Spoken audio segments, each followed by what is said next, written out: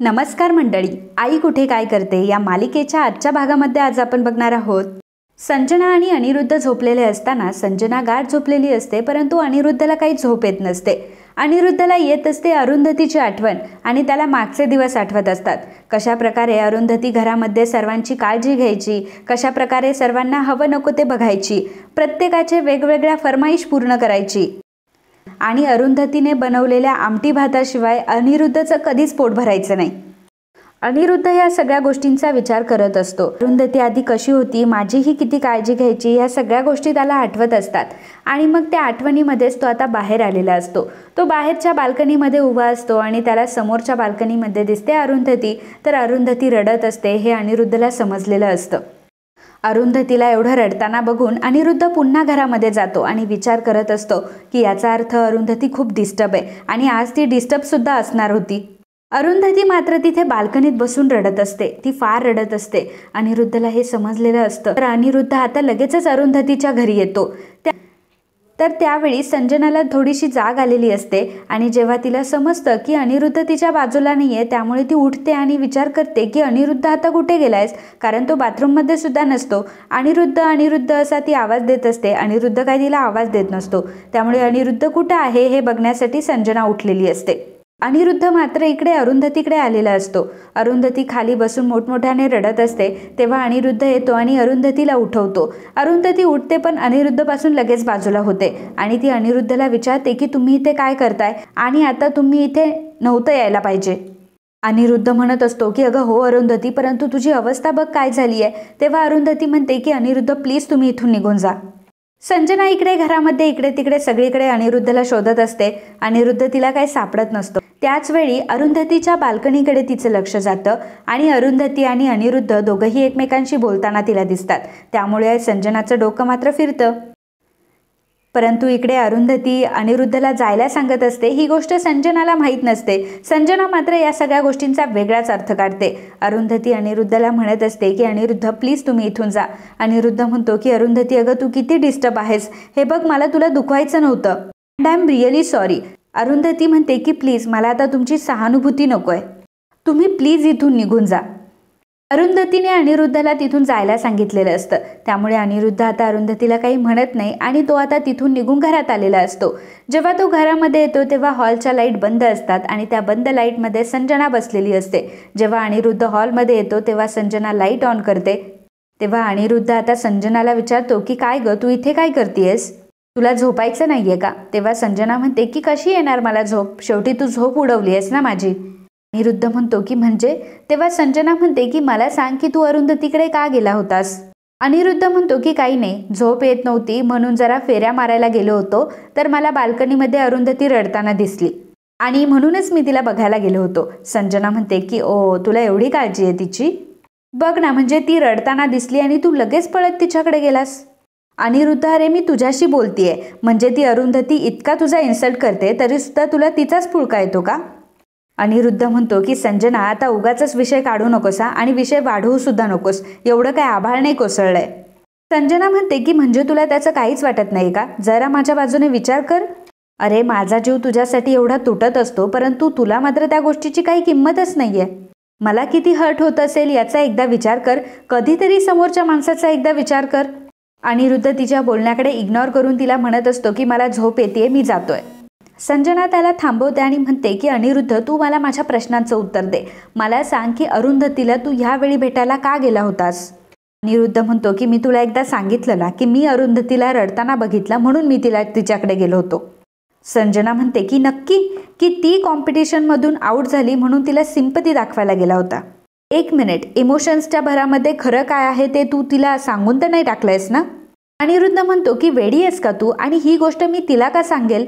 संजना म्हणते की काय बाबा तुझं काही सांगता येत नाही, कारण कधी कधी तुला तिच्याबद्दल अफेक्शन वाटायला लागतं आणि त्या नादामध्ये तर तू काहीही सांगू शकतोस. हे बघ अनिरुद्ध, एक गोष्ट नेहमी लक्षात ठेव की आपल्या डोक्यावर जे छप्पर आहे ना ते जाता कामा नये आणि ते जर छप्पर आपल्या डोक्यावरनं गेलं ना तर आपल्याला रस्त्यावर येण्याची वेळ येईल, एवढं लक्षात ठेव. सो एनिवेज आपण आता झोपूयात, फायनल राऊंड अजून बाकी आहे, कारण तू फिट राहणं खूप महत्त्वाचं आहे आणि त्यासाठी झोप घेणं खूप महत्त्वाचं आहे, त्यामुळे जाऊन झोप. अनिरुद्ध तिला म्हणत असतो की अगं एक दिवस तरी निवांत झोपू दे मला, काय सारखं कॉम्पिटिशन लावलंयस, अगदी मला कंटाळा आला या कॉम्पिटिशनचा, असं म्हणून अनिरुद्ध तिथून रागाने निघून जातो. संजना मनात म्हणत असते की अरुंधती तू अशी काय जादू करतेस ग सगळ्यांवर की सगळ्यांना तुझंच कौतुक असतं. पण अरुंधती एक गोष्ट लक्षात ठेव की एक दिवस माझा सुद्धा असेल. आज जे सर्वजण तुझं कौतुक करताय ते बघच काय करताय ते नंतर. तसंही मी तुला कॉम्पिटिशनमधून बाहेर काढलंच आहे, लवकरच तुला मी आमच्या आयुष्यातून सुद्धा बाहेर काढेल. फक्त एकदा मला ही कॉम्पिटिशन जिंकू दे आणि माझ्या हातात पैसा येऊ दे. मग बघच तू की त्या पैशाच्या जोऱ्यावर कसे माझे सगळे मागे पुढे करताय आणि मागे पुढे नाचताय. आणि मग त्या दिवशी नाही तुझा माज मी उतरवला ना तर माझं नाव नाही सांगणार संजना म्हणून. इकडे सकाळी सकाळी आप्पा अनघाला आवाज देत असतात. अनघाला चहा आण असं ते म्हणत असतात, परंतु अनघाच्या ऐवजी अरुंधती आप्पांसाठी चहा घेऊन आलेली असते. आप्पा म्हणतात की अरे वा तू चहा आणलास आणि तू इथे कशी काय. अरुंधती सांगते की आप्पा अहो सकाळी अनघाचा कॉल आला होता आणि ती सांगत होती की तिला बरं नाहीये, त्यामुळे जानकीला बघायला आले होते. आप्पा म्हणतात की बरं झालं तू आलीस, पण काय ग आज तुझा क्लास नाहीये का. अरुंधती म्हणते की क्लास आहे ना, आणि जानकीचं आता खाण्याचं पिण्याचं सगळं आवरून ठेवलंय मी आणि मग आता निघतेच. तेवढ्यातच संजना तिथे येते आणि म्हणते की अरे बापरे तू आलीस, मला वाटलं तोंड लपवून घरातच बसली असशील, तुला कशाचं काहीच वाटत नाही का ग. तेव्हा अरुंधती म्हणते की का, मला कशाचं काय वाटायला पाहिजे. तेव्हा संजना म्हणते की अगं असं काय करतेस, अगं कॉम्पिटिशनमधून तू आऊट झाली आहेस, तुला या गोष्टीची लाज नाही वाटत. तेव्हा अरुंधती म्हणते की आता त्यात लाज वाटण्यासारखं काय आहे, ती फक्त एक स्पर्धा होती, कोणीतरी जिंकणार होतं कोणीतरी हरणार होतं इतकंच.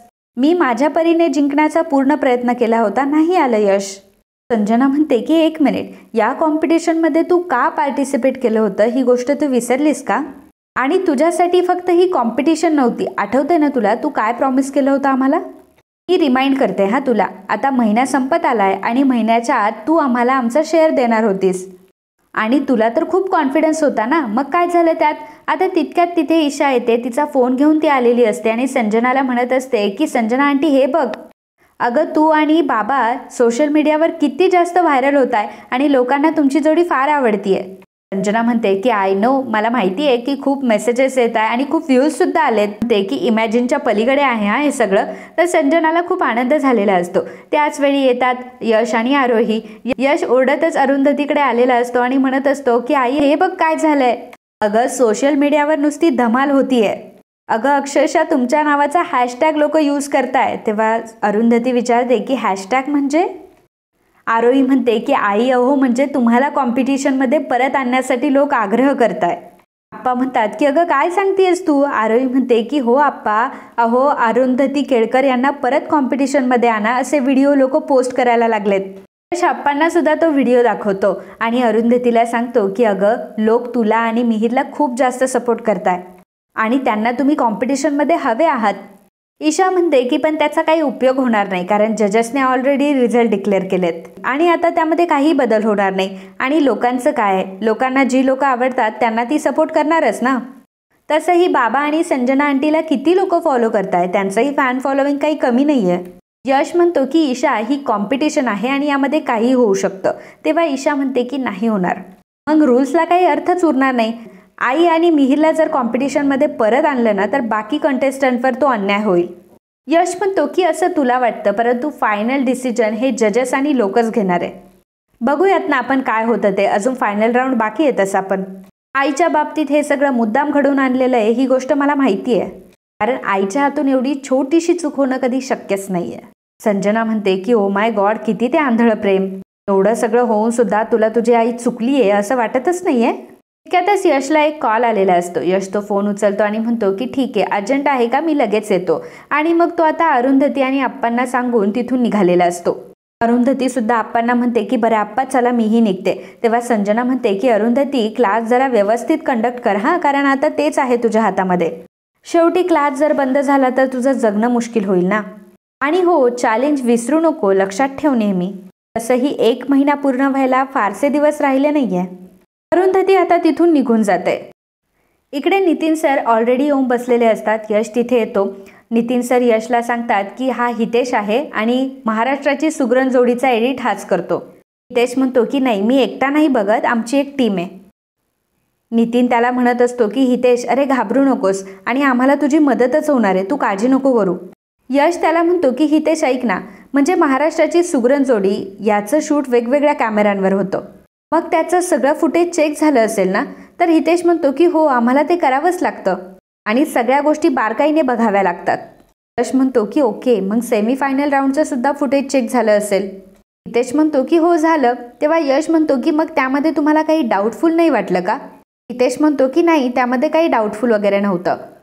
मला नक्की कशाबद्दल काय बोलायचं आहे. नितीन विचारतो की हितेश मला एक गोष्ट सांग की सगळे कॅमेरे तूच मॉनिटर करतोस का.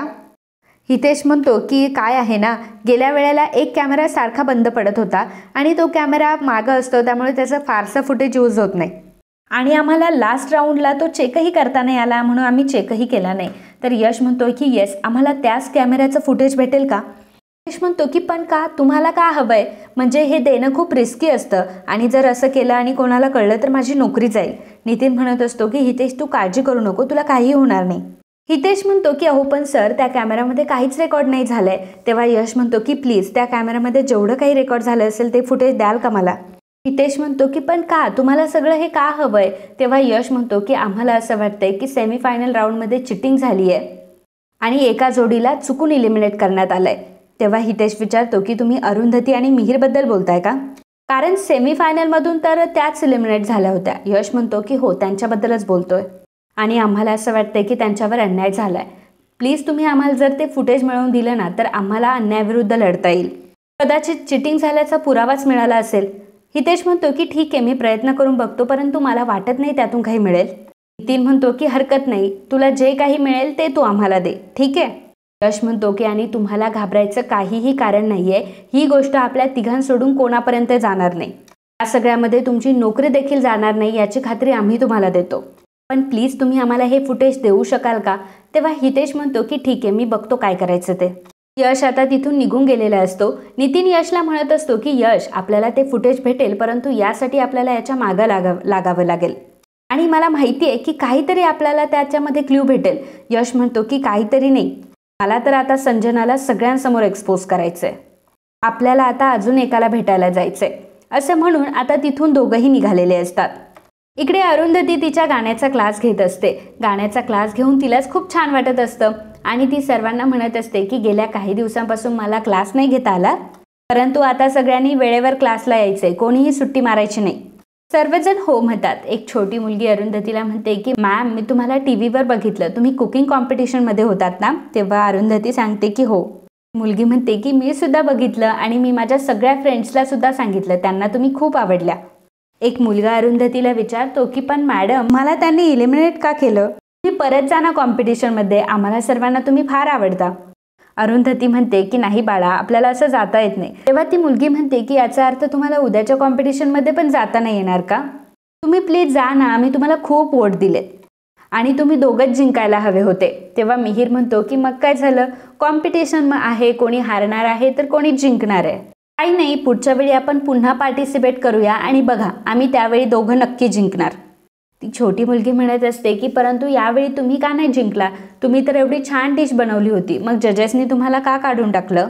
तेव्हा एक काकू सांगतात की मुलांनो, अरे स्पर्धा म्हणजे एक परीक्षाच असती, तुम्हाला नाही का परीक्षेमध्ये कधी कमी गुण मिळतात, कधी जास्त, कधी तुमचा पहिला नंबर असतो तर कधी दुसऱ्यांचा. त्याचप्रमाणे यावर्षी अरुंधती ताई आणि मिहीर दादा नाही जिंकू शकले, पण पुढच्या वेळी मात्र ते नक्की स्पर्धेमध्ये भागही घेतील आणि जिंकतील सुद्धा. मिहीर म्हणतो की चलो इसी बात पे मेरी तरफ से सभी बच्चों को पार्टी. सगळेजण खूप खुश होतात, पण त्याआधी तुम्ही सर्वांनी घरी जायचंय. सर्व मुलं आता तिथून निघून जातात.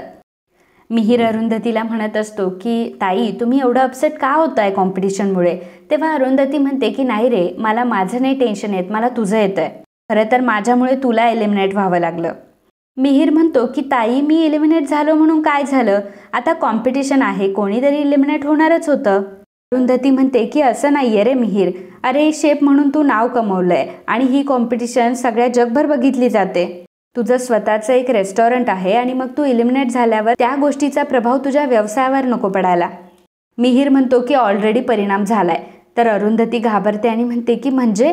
तर मिहीर म्हणतो की अहो ताई, मला दूरवरून लोक येतात माझ्या रेस्टॉरंटवर, खूप जास्त फेम मिळतोय आणि ते सर्व एकच म्हणताय की तुमच्या ताईने काही खाना बनवलाय आणि ते लोक आपल्याला खूप सपोर्ट करताय. ताई तुम्ही अजिबात टेन्शन घेऊ नका, आपल्याला खूप फेम मिळालाय.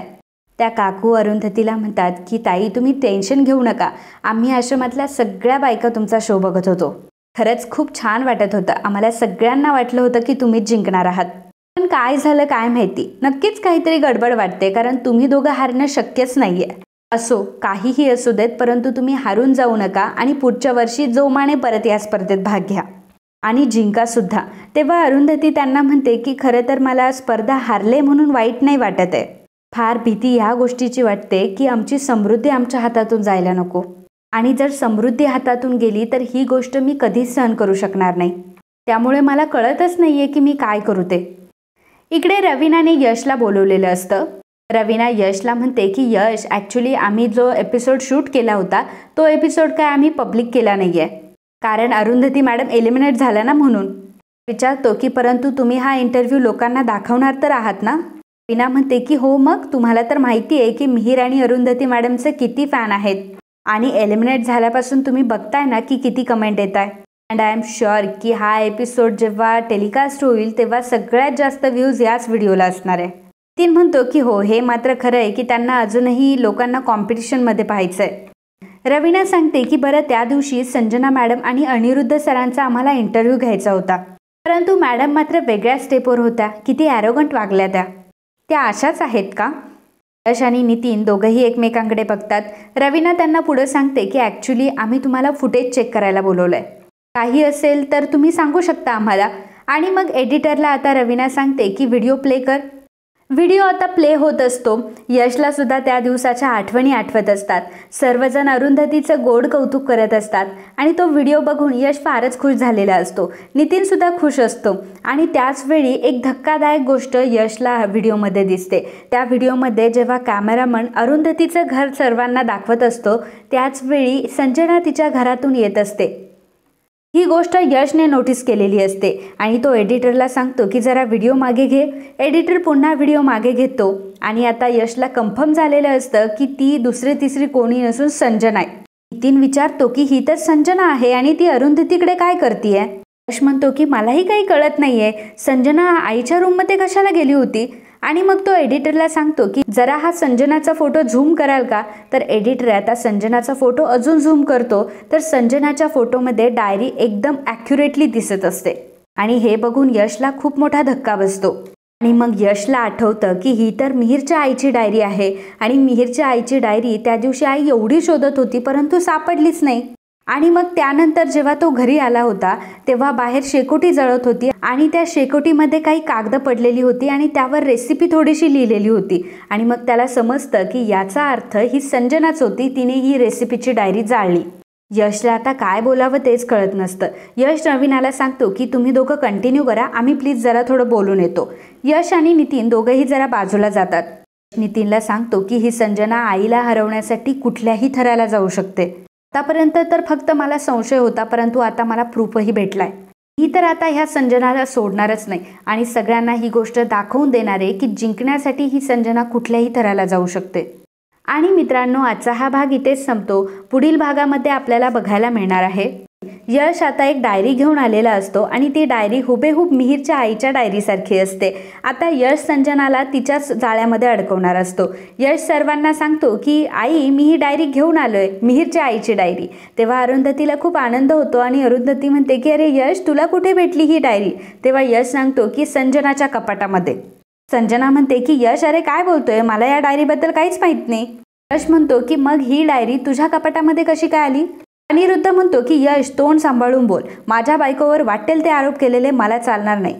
यश म्हणतो की नाही, ही डायरी मला संजनाच्या कपाटामध्ये सापडली आहे. तेव्हा आता संजना म्हणत असते की ही डायरी माझ्या कपाटामध्ये कशी काय असू शकते. तेव्हा यश म्हणतो की का नाही असू शकत मग. तेव्हा संजना म्हणते की ही डायरी मी स्वतः जाळून टाकली आहे. तर मित्रांनो, अशा प्रकारे यशने आता संजनाला तिच्याच जाळ्यात अडकवलेलं असतं. स्वतःच्या तोंडून आता गुन्हा कबूल करून घेतलेला असतो. तर संजनाने अरुंधतीचा सूड घेण्यासाठी मिहीरची डायरी जाळून टाकली.